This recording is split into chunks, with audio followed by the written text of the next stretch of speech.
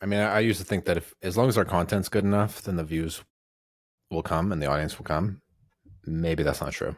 Maybe it's clickbait is a real I thing. mean, I think it is still. It's just will take a significantly longer amount of time to get a following base going. I would like to get a lot more views and subscribers, but I'm not really losing sleep about it.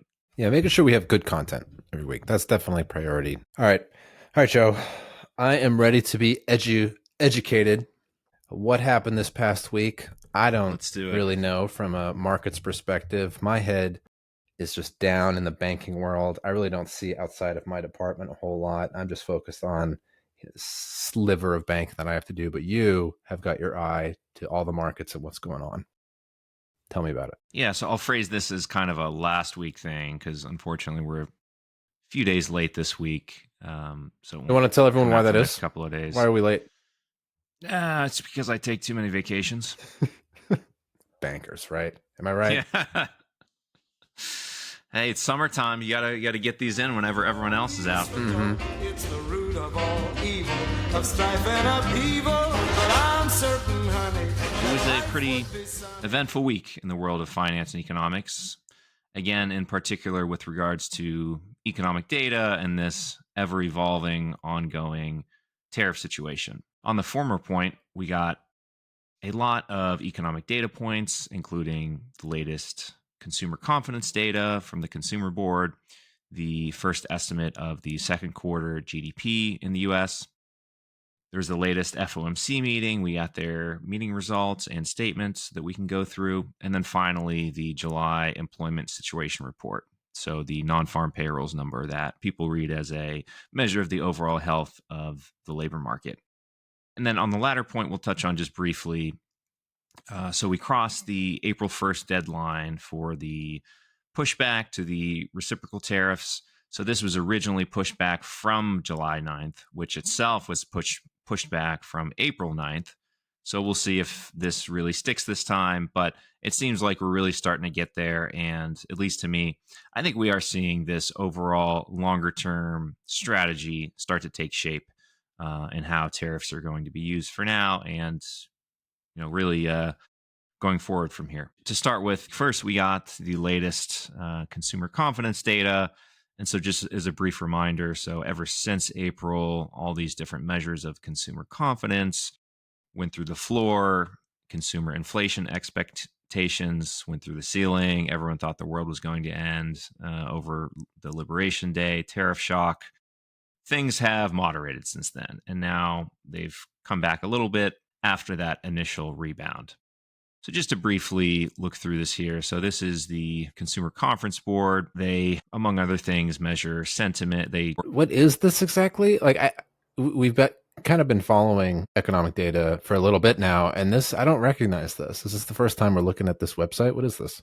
Are they just specialists in conducting surveys? Yeah, it's a bunch of economists in this nonprofit who administer these surveys, analyze the results, and publish their findings. We had most recently the July publication of their consumer confidence results. Consumer confidence has stabilized since May, rebounding from April's plunge, but remains below last year's heady levels.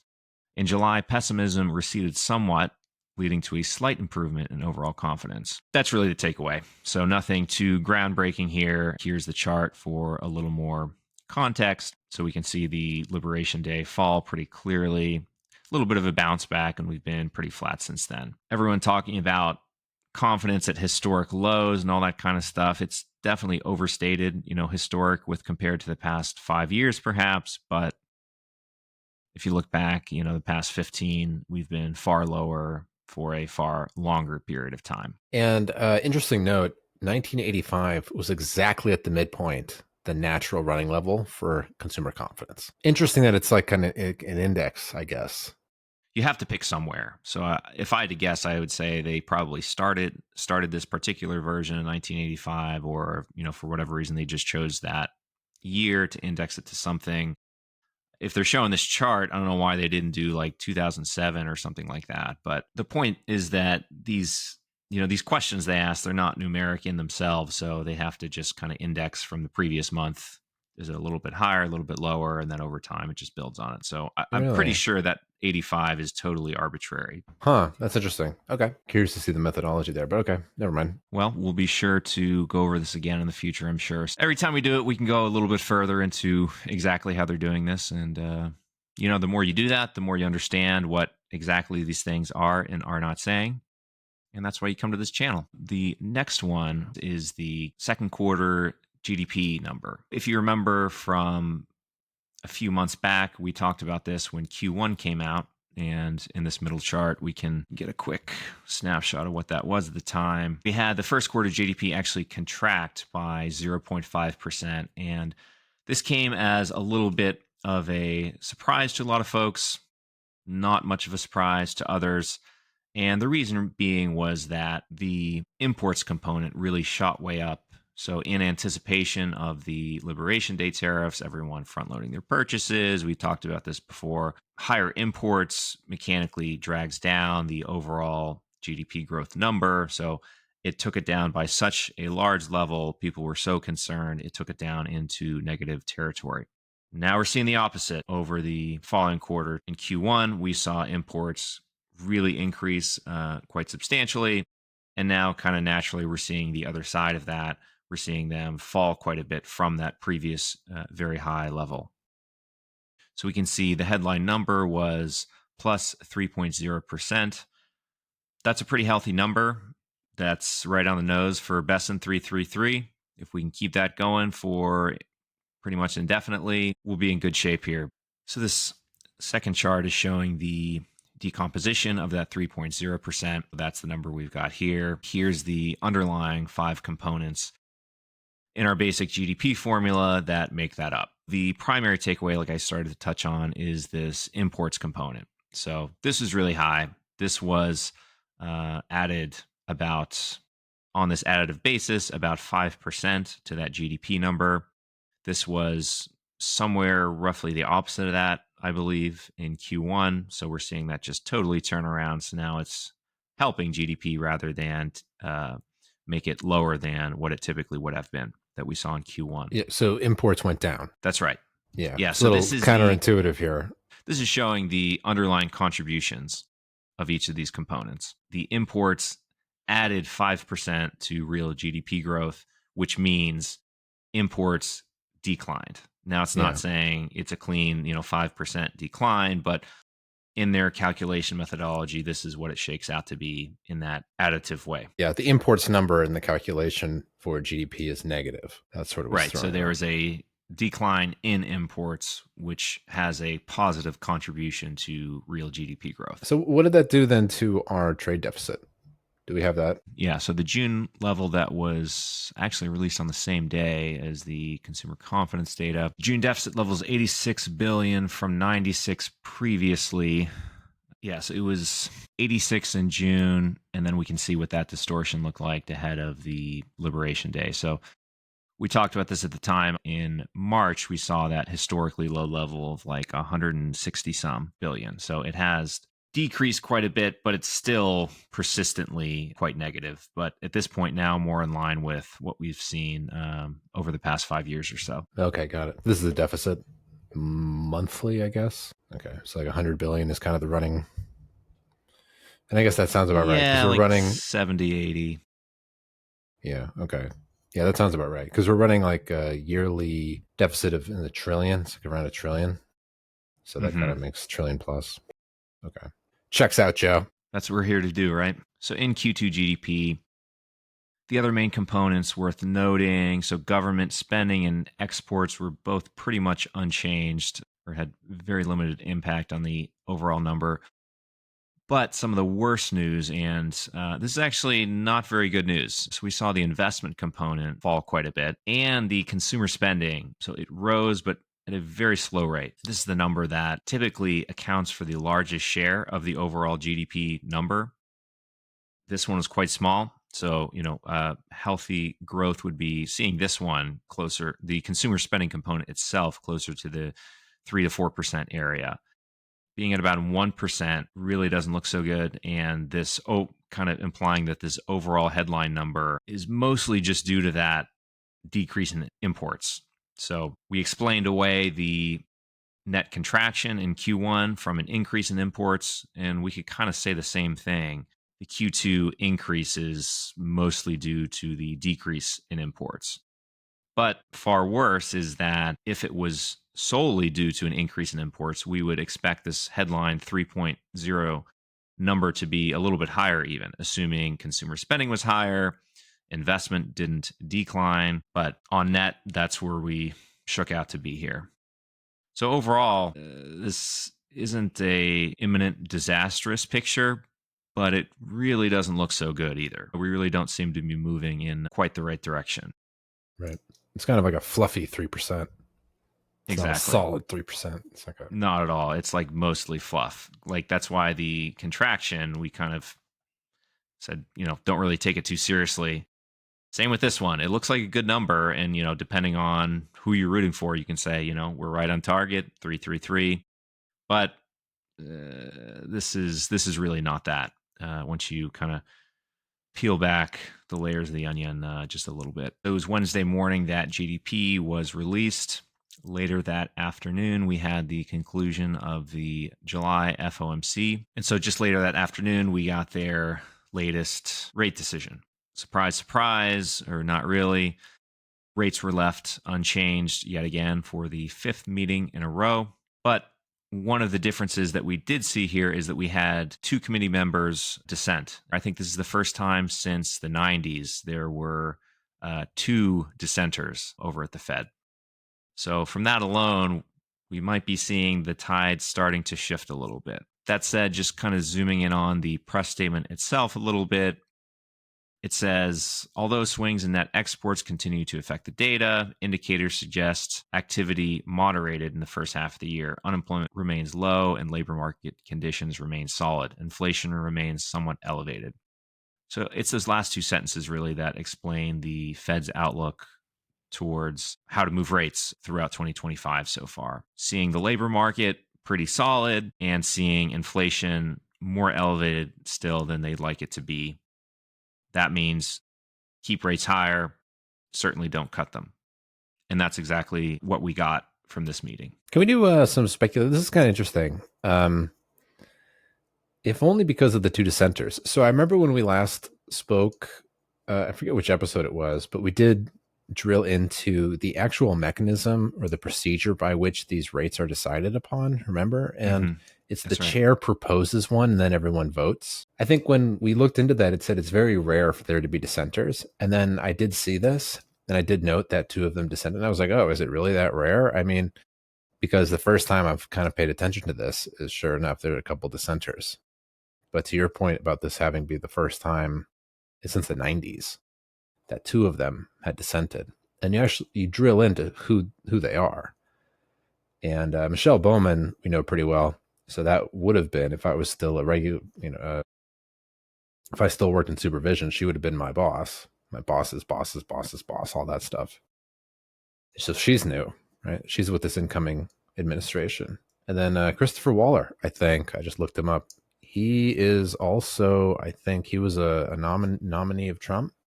So the point is here is maybe you can start to see how politics could invade the central bank. I mean, they must feel somewhat, in a way, beholden. Again, not in the room. They do have notes, but I'm sure those notes are pretty well scrubbed and predictable. So one of the ideas that I've been playing with has to do with people talk about institutions, kind of this broad word, and then how they are motivated to do X or Y, or how could such an institution do this, or how could it do that? And then in response, they'll say institutions are just made up of people. And it's really important to understand how people work and how they form, how they calculate anything, how they calculate what action to take next. And in this context, if Trump comes out and openly criticizes Jerome Powell or the Federal Reserve, maybe he himself doesn't do anything, and maybe any of his pressure directly doesn't work. But what it's doing is it's saying, okay, if you do X, you will be rewarded. In a way, like it is putting out a goal. There's a target now. There's wanted, dead or alive poster up there. And if you turn this person in, then you can get rewarded either with for kind of further promises, career advancement mainly. And I think everyone at the top of this list here, they're all going to be careerists in my somewhat cynical view. So they're going to be drawn to this, like a moth to a flame and all that kind of stuff. Maybe that's the mechanism by which these things start to shift. And it's not so much that maybe, Trump got in the room and started pressuring Michelle Bowman or pressuring Christopher Waller. All he had to do was say that, if you do this for imply, you don't even have to really imply it. It's just, if you sort of do what I would like to see done, then I could make things a little better for you. And maybe that's the mechanism. I mean, I think that's exactly what we're seeing here. So the two dissenters, like you said, Waller and Bowman. Waller was nominated onto the committee by Trump in his first term, and I think Bowman was as well. Not in his first term. She was more recent. I follow Michelle Bowman. I've been listening to her speeches and stuff. She's the vice chair of supervision. She came in with this current. No, she came in with Trump not on his first term, but on his second. She's really new. She just got confirmed like a couple of months ago. So she was confirmed as the head of supervision, but she was on the board of governors before that. Oh, was she? Shit. Yeah. Oh, good catch. Kind of flex myself a little bit here, but over 2020, whenever things heated up more, our internal Fed morning markets call was typically around the markets group, but every morning we'd hear about Mickey Bowman calling in during our roll call. Mickey Bowman, that's what you called her? Well, that's what she called herself, actually. Okay, interesting. Thank you for that. So at least since 2020, she was there. And by all means, flex away. Wow. Mickey Bowman. Thanks for that, Joe. I didn't know that. Reappointed on January 2020, taking office 2018, Waller and Bowman. So both of these two were put on the board by Trump during his first term. So to your point, Luke, yeah, these two were appointed by Trump. Bowman was already elevated to a much higher position, again by Trump. And Waller, he's on the short list to be tapped for Fed chair. So over the past months now, really four main names that we've talked about here before have been floated. Bessent was out there, but he's downplayed it a lot. I think Trump likes him where he's at. Kevin Warsh as well. We haven't talked about him too much, but he's kind of fallen out of Trump's orbit. Trump thinks he's too young. The other two big ones are Waller and Kevin Hassett. So we've talked about Hassett before, but Waller, he's been on the board since Trump's first term. In terms of this dissent in particular, so he actually telegraphed this pretty clearly about a week or two before this meeting took place. He gave a speech basically concluding that he sees some weakness beginning to form in the labor markets, so the Fed ought to start cutting now. So that was kind of interesting because it was, at least to me, it was a way to cite a kind of traditional Fed line of thinking.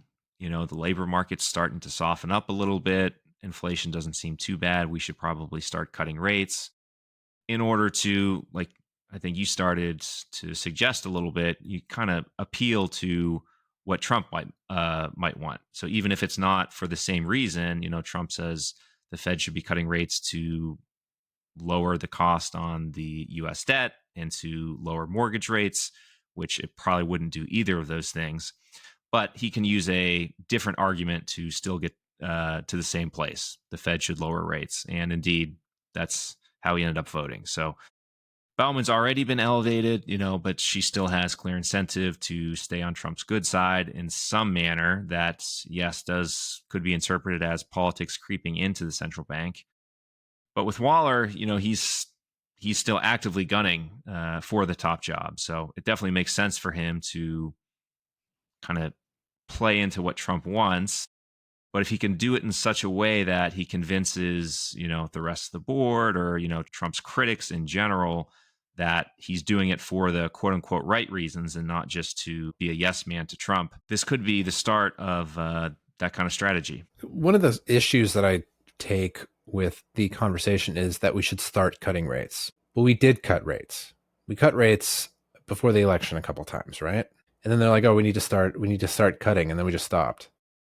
And like, I got to say, I'm not one for conspiracy theorists and all that stuff, but since we're on the topic of sort of political motivations in the central bank, right?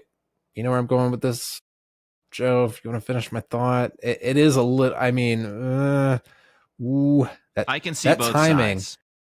Yeah.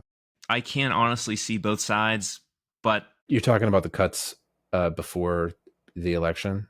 right. Kind of, oh, sure, you can. Sure, sure. And if like they weren't there, if you could not articulate one side or the other, then I don't think it would have happened at all. So we're working kind of on the margins here. So the Federal Reserve is independent. It is. I'm sort of changing my view in real time here. It's mostly independent, absolutely, but it is comprised of people who want to either keep their jobs or advance. John Williams, for example, I mean that was our former boss, and I think he's a hardcore Democrat. I think in my read, Well, yeah, he was hardcore. the How, San Francisco Fed president. do you think that how much it's got to play into it at some level? We just don't know how deep. I think it's all about posturing as well. Well, public posturing. If you can present a pure economic case for a decision that is Right. internally politically motivated. Exactly. That's what I mean about like the notes being really polished. They're not going to be like, look, I'm looking beyond this job right now, and I know I had a good lunch or dinner with really important person, and and it just must feel good, because it's just an exercise in your own ego to kind of sit across some really important Washington person, and you say as the head of the FRBNY, kind of listening to their points, and nothing's ever explicitly said. If you got to read a couple, just the subtext is daunting in these conversations, but everyone kind of knows that, hey, you do this thing for me, maybe, and then you kind of think about it. It's like, no, the economic reasons are there. We're not sure. Maybe this just kind of tips it over. I don't know, man. Again, total speculation. We don't usually do this, but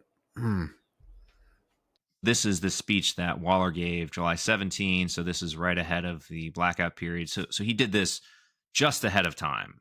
And it's called, he's not pulling any punches. It's called the case for cutting now. And not to go through the whole thing, but towards the bottom, he says, my final reason to favor a cut now is that while the labor market looks fine on the surface, once we account for expected data revisions, private sector payroll growth is near stall speed. And other data suggests that the downside risks to the labor market have increased.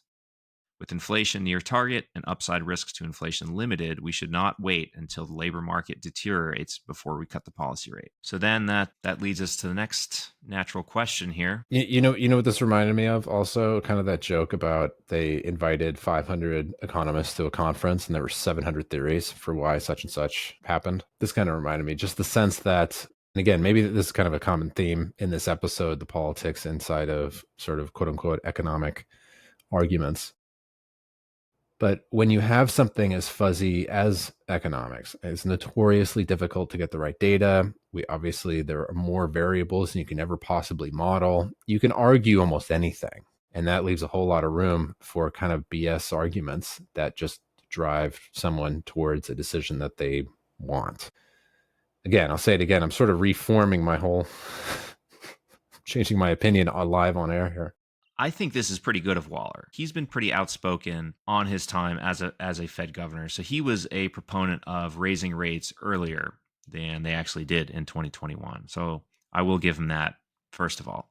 Second, given that he said this 2 weeks before the meeting, do some of these projections he's talking about hold up? So just 2 days after the FOMC meeting, we got the July non-farm payrolls.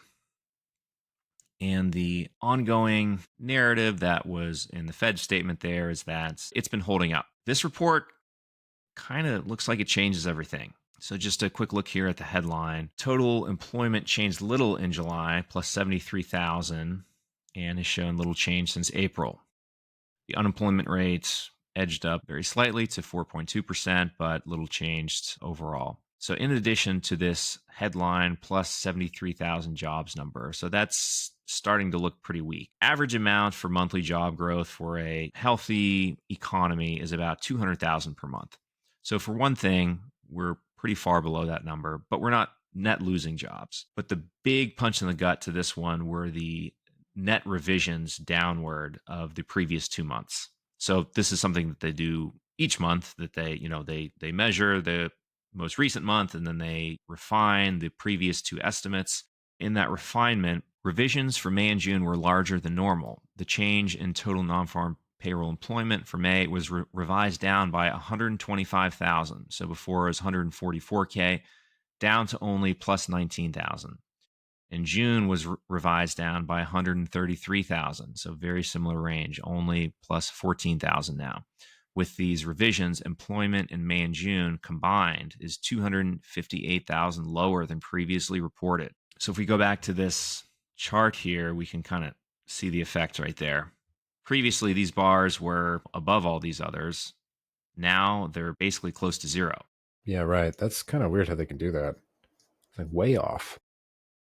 I mean, too bad they don't have on the graph where it was as of last month or what this chart looked like as of last month. But you're saying kind of those two low bars on the right end of the graph were above that gray line above 100, and they're just gone. Both right around here, and that's painted a picture. Yeah, things look pretty solid.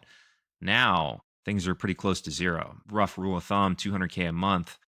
The other number people look at is like the rolling 3-month average.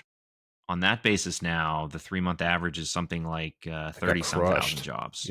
Yeah, it's effectively, statistically quite close to zero. That does not sound very much like a resilient labor market to me. And so to your point about Waller, looks like he called it the stalling out. So that's what he said. Labor market looks fine on the surface, but once we account for data revisions, private sector growth is near stall speed. Do you think he knew that was coming? I mean, when he made this speech on July 17th, do you think he knew that they were going to be revised downward? That's a great question. He didn't know the July number because I don't think anyone knows it at that point. I know Bessent said at one point that like he and the president get the headline number like one day before it comes out. But a few weeks back, I don't think it even would have been ready yet.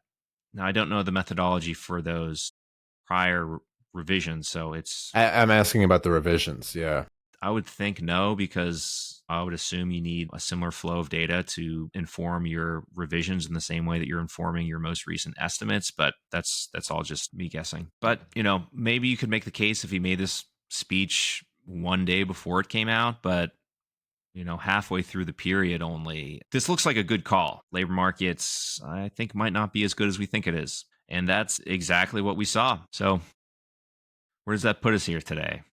GDP growth is slowing down. The labor market is slowing down, both very close to kind of stalling out. So things haven't crumbled yet, but it looks like we've hit the phase where there's cracks forming, and maybe some of them have already started to, fall apart, if you will. It reminds me of one of Bessent's comments he made. He made the point that they're so laser focused on not making a decision again. So he drew this metaphor from psychology. He said if someone has tripped in the past, they're trying not to trip again and looking down at their feet to ensure that they're not going to trip again. If they're looking downward, it's probably going to make them trip again. So he was saying if they're so wrapped up in, not making the mistake again, that might be an expression of them currently making the same mistake again. It's slowly starting to look like that. Have expectations changed kind of after this came out in the markets for when the next cut would be? Did it move up at all? It did. Yep. Interesting. Okay. They almost certainly would have cut if this came out 2 days before instead of 2 days after the meeting. And so now we're going to get another one of these before the September meeting and a couple more inflation prints. But at this rate, people feel very confident that they'll be cutting in September. Yeah, it's interesting. My God, Trump was right again. Is your takeaway?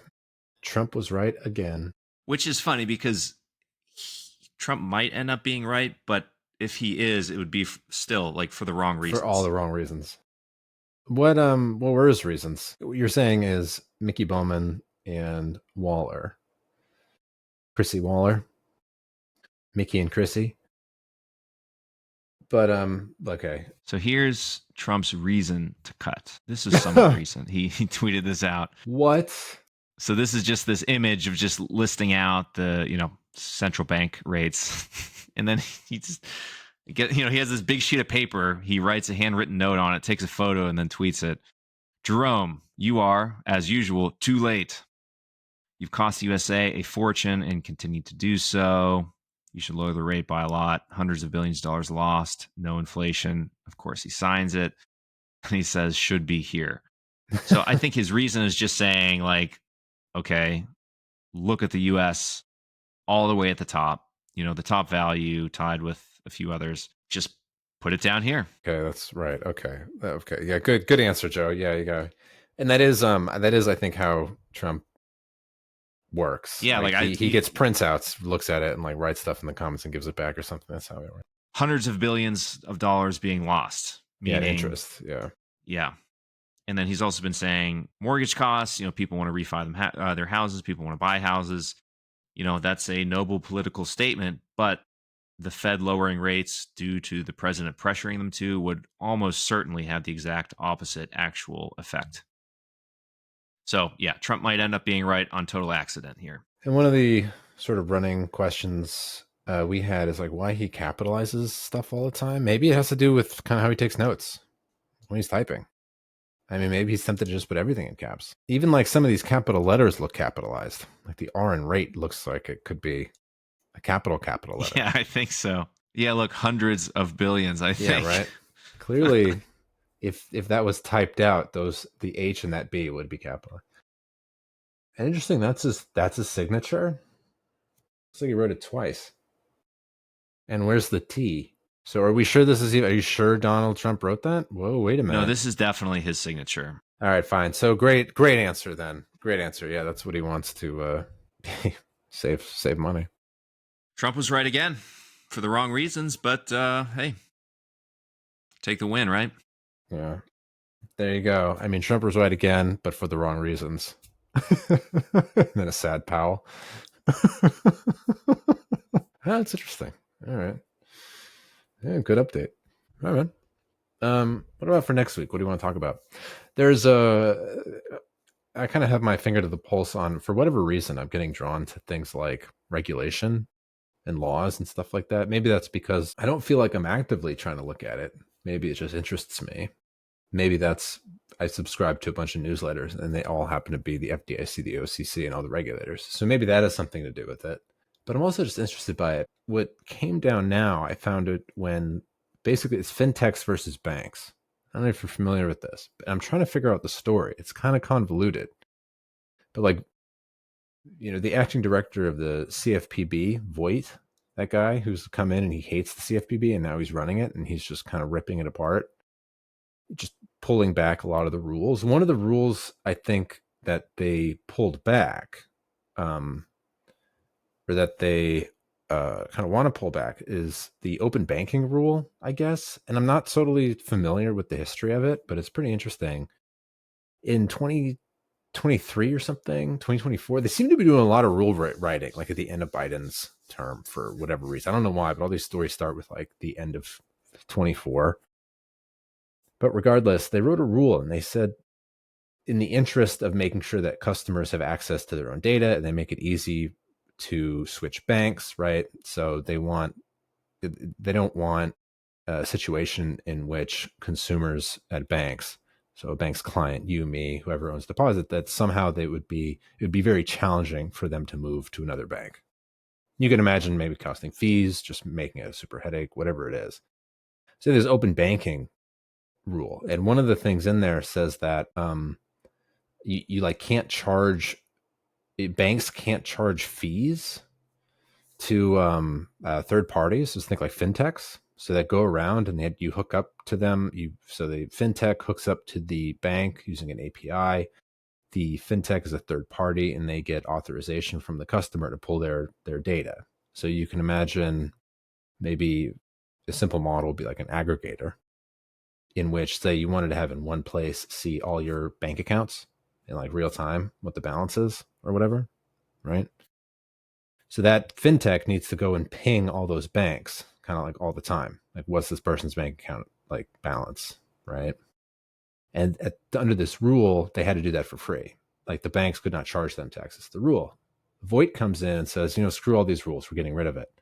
And shortly afterwards, Jamie Dimon comes in and says, we're going to start charging you a lot. So what I should say, the rule was written. Banks tried to sue. They were like, screw this. I'm still kind of working out the details. I don't know. That's kind of what I'm thinking. That whole story. It's fintechs versus banks, and over the regulatory fight, using the regulatory landscape, battlefield to fight fintechs versus banks. Yeah, And no, I was not aware. And I'm actually kind of coming down on the side of the fintechs. That would be a good debate. Anyway, but it kind of gives me a good reason to drill into this stuff. Again, I feel like I should be aware and should know this stuff, but I can't find anywhere that's really covering it well. There are a couple interesting, of all places, like law firms. There are a couple of law firms that have like really solid summaries that seem to really do a good job. But even then, you really have to do a lot of background to figure out how this stuff all fits together. Because like I didn't realize it was like, well, what were they doing before that? Like if before they had to charge something, what did that model look like? And what are these fintechs actually doing? What kind of services are they providing? I gave you one example, but there are a whole bunch of them. What are they doing? Stripe, you hear some of these fintechs, but like I don't really know what they are, what they're doing exactly, how they work, what their business model is. All right, man. All right. Yeah, thanks, Joe. Great update. This has been the Root of All Evil podcast. I'm Luke. I'm Joe. Thanks for tuning in. We'll see you next week. See you next week. Bye.